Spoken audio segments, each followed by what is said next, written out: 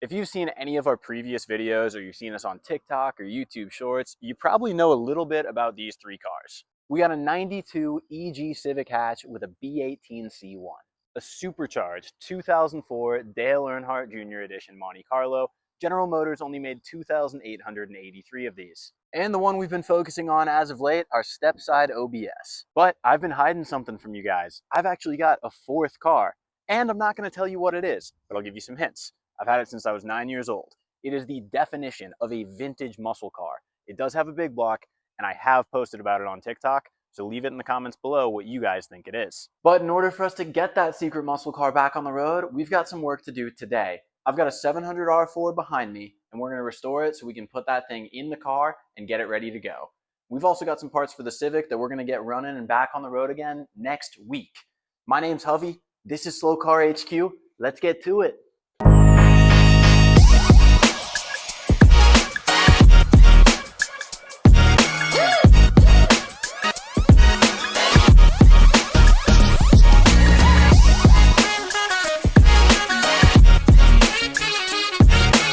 This is a 700 R4 transmission. It's a 4-speed with overdrive that we're going to bolt right up to the back of our big block Chevy. Now, before we clean this thing up and get it looking nice, because it is not in the best shape, we have a couple of things that we need to do just to check the overall health of this, starting right here. Under this cap is what's called the governor. It's basically a splined gear that rotates on the output shaft of the transmission. And if a valve gets stuck on there, then you'll lose the low gears. So we want to make sure that this is good so we avoid problems down the road. Let's take off the dust cover and see what we're working with.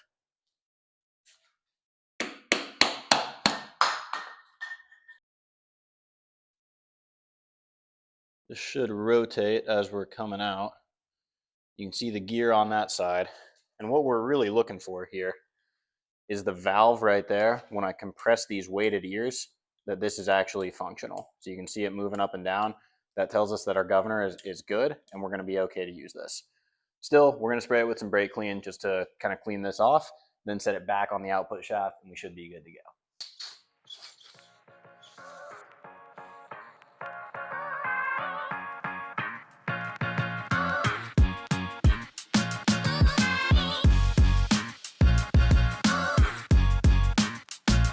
The second thing that we're going to do is drain the transmission pan, and GM engineers, some of the best engineers in America at the time, have never in their life thought to put a drain plug on here. So we're going to drop the pan.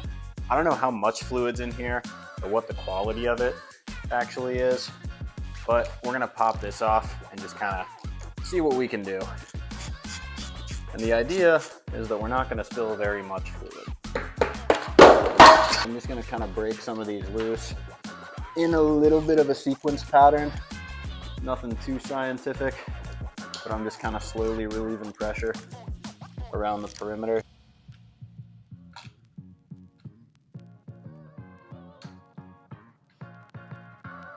I think this is going to create a pretty big mess. We'll see.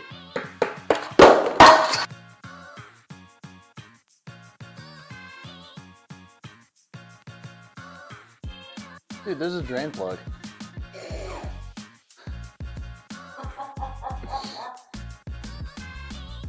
Awesome. My most sincere apologies to the wonderful engineers at General Motors in 1988. Alright, so now that we've installed this drain plug by ourselves, and it definitely didn't come with the transmission, we're going to pop this off and see just how much, if any, fluid is in here. The idea is that I'm going to catch the majority of the fluid. Can he do it? I kind of don't think anything's going to come out. Alright, pretty underwhelming, but it's kind of a good sign because we're not making a massive mess. Let's get the... I mean, if that's the case, we don't even need to take the pan off right now. Let's start cleaning. Alright guys, so before we get this thing freshened up, we're going to clean it off. And we're actually going to be using oven cleaner.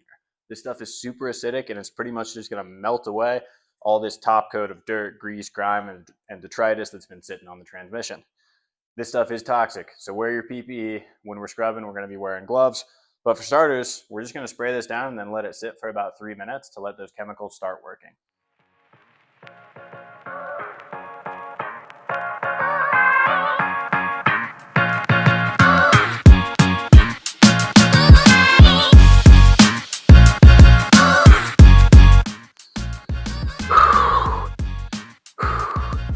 That stuff stinks.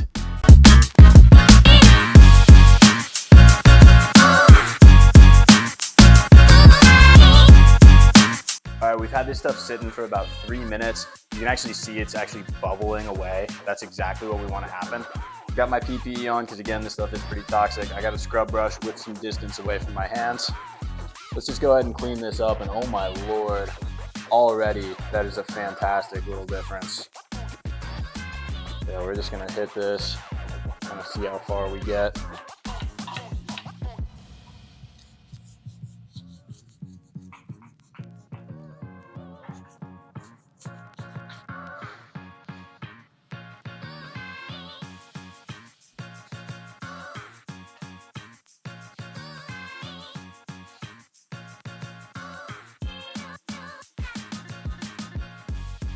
That was after just one pass, and this thing cleaned up really well, but we're not done yet. I need this thing to be spotless so we can lay some paint on it. So I'm gonna get back to it. We'll clean this thing up.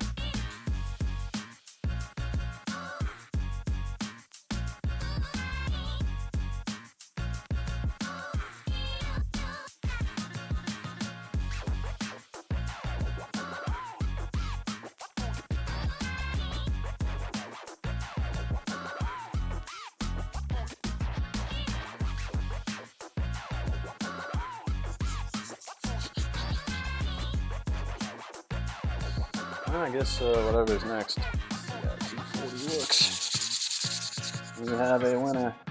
So I need the whole transmission to look like that.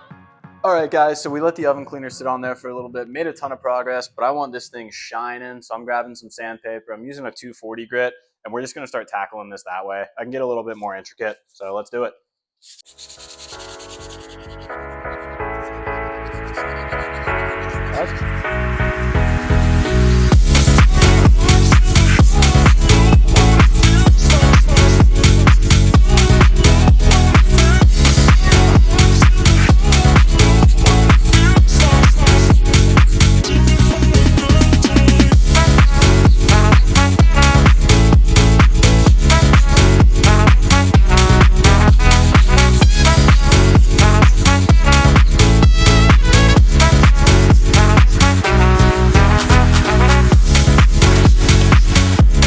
Okay, we did a combination of oven cleaner, brake clean, and just straight up sanding on this thing. Got a ton of this stuff off. We didn't go 100% because realistically, nobody's ever gonna see this thing. I want it to look nice. Nobody's ever gonna see it. Now we're ready to start the masking process for everything that's not gonna get painted silver. I'm not worried about the transpan down here because we're gonna take that off after and then paint it black. So we're just gonna mask this stuff off and then get the spray. Let's do it.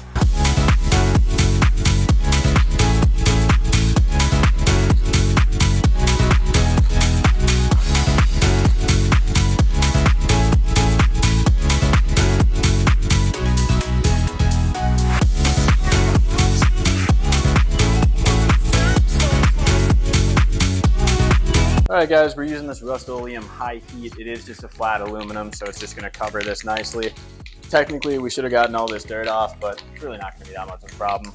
We got everything masked off that we need to. We're gonna be careful in some areas. Let's lay some paint.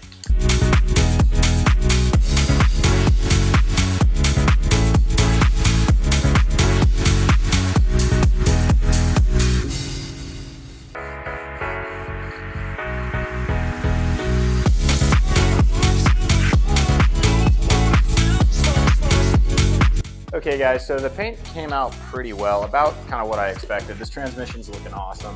We still got to do the pan. We're going to paint this black, and I do got to actually take this off. I decided getting overspray on the pan and then sanding that off was going to be a little bit easier than doing it the other way around.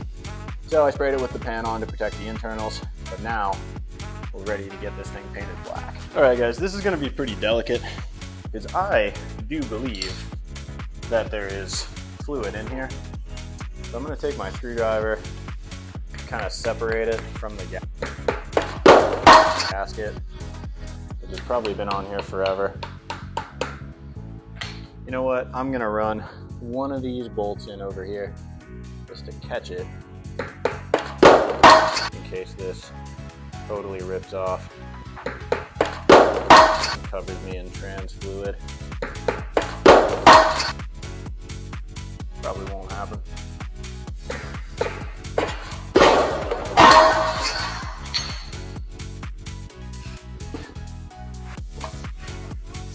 So there was some fluid in here. We've got a fun little mess to clean up, but honestly, I'm dry. I mean, it all landed right there on my tools a little bit. I'm gonna call that a success. Okay, so we've got our transmission pan, our bell housing cover, and our dust cover ready to get painted black. A little bit of a delay. We had to clean up some kind of mess. I don't know anything about that. So anyway, we're over here now. We've got our black paint. We're gonna spray these three black, and then we'll be done with the transmission. Let's get to it.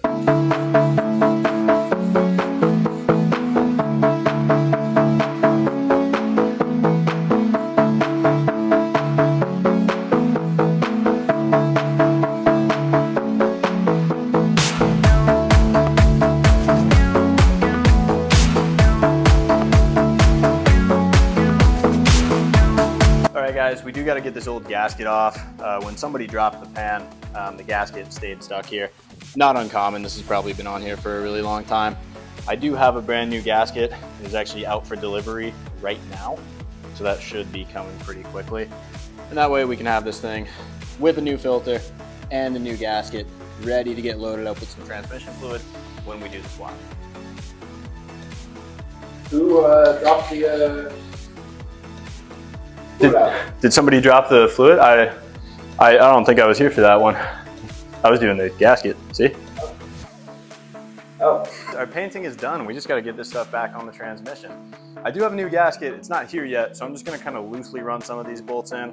I already sanded down the surfaces, so when the gasket comes in, it'll be ready to seal up. We have a new filter coming too. But basically, we're just going to run this back on here. Try not to drop it, ruin all of our hard work. I believe it goes like that. Pretty much gonna have to touch this side. That's dry enough, probably.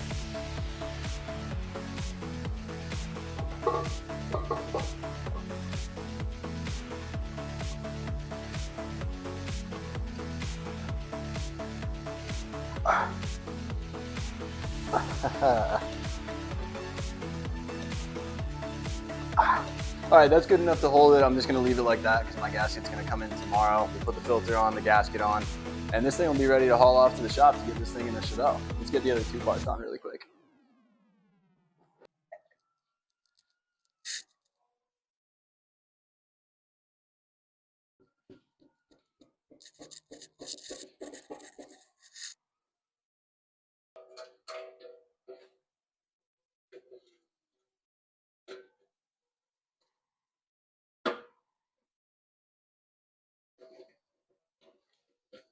And guys, this was a ton of hard work, but the payoff is huge. I'm so happy with how this transmission came out. Got a fresh gasket, fresh filter. We're ready to put some fluid in, and this is going to look awesome in our secret muscle car. Leave it in the comments below what you think it is. All right, guys, we're done with the muscle car parts. Now we're going to go to the fast car parts. On the Civic, if you guys recall, my brakes went out, did diagnose it, found out it was my master cylinder. But when something breaks, you don't replace it, you upgrade. So I've kind of sourced some parts here. It actually took quite a while to source these. So I'm kind of Frankensteining some parts together. I've got some knuckles from an EX Civic from the year 2000. And I've got some calipers from an Acura Integra. You know, we've already got the motor from an Integra, so might as well match the brakes. But my Civic is incredibly nice and incredibly fast. So we're not going to put these ragged ass parts on there. So we're going to clean these up real quick. Here are our spindles. We're going to paint these, make them black, make them look nice. I've got some new lower ball joints on the way too. These are pretty fried, but thanks to some shipping errors, they're coming in, I think, tomorrow. So I'm going to get those done off camera. But we're going to do this, then we're going to rebuild our Integra calipers. Let's get to it.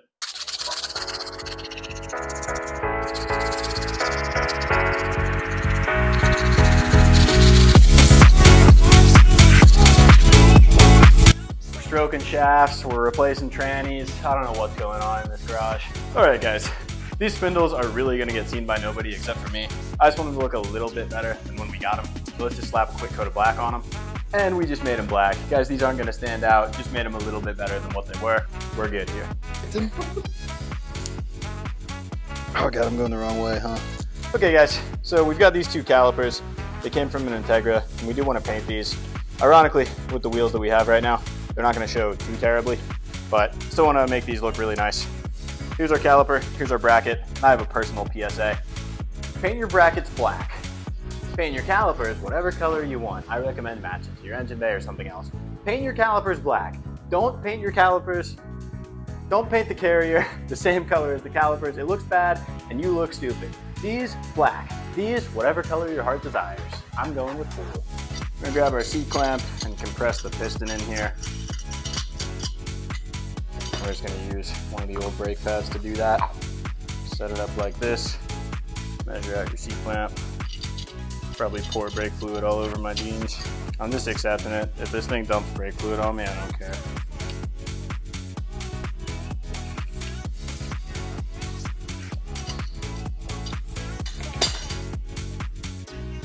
No brake fluid.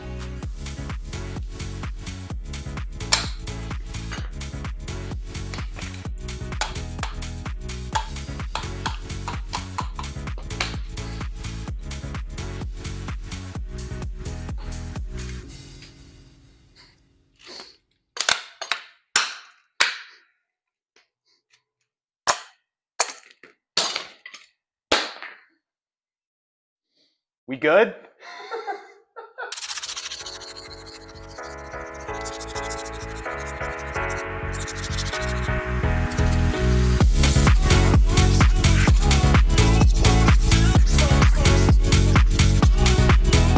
Sanding Car HQ.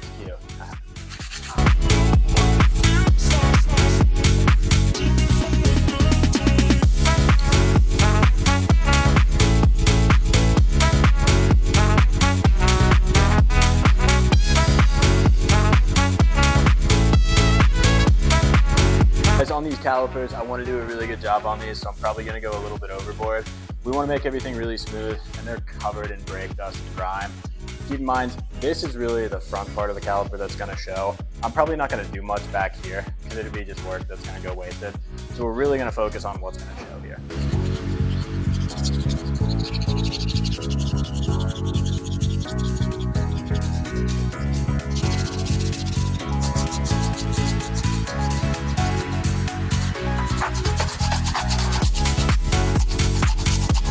All right, the caliper carrier brackets are black, as they should be. We're ready to paint the calipers, and again, guys, I'm not doing the entire thing because it's not gonna show, but I did enough to where it's gonna give us a really nice look behind our white Whistler wheels that cover 90% of the brakes anyway. We're gonna use this blue for two reasons. A, because Nissan Spoon, obviously, but B, it matches my engine bay. Let's get to it.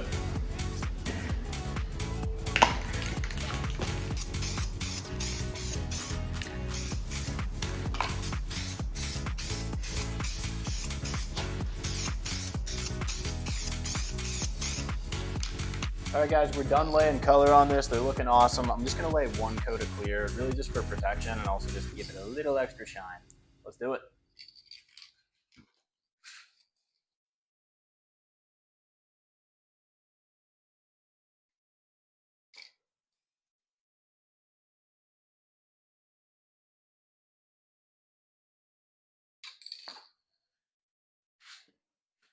My hands look like this, so my parts can look like that.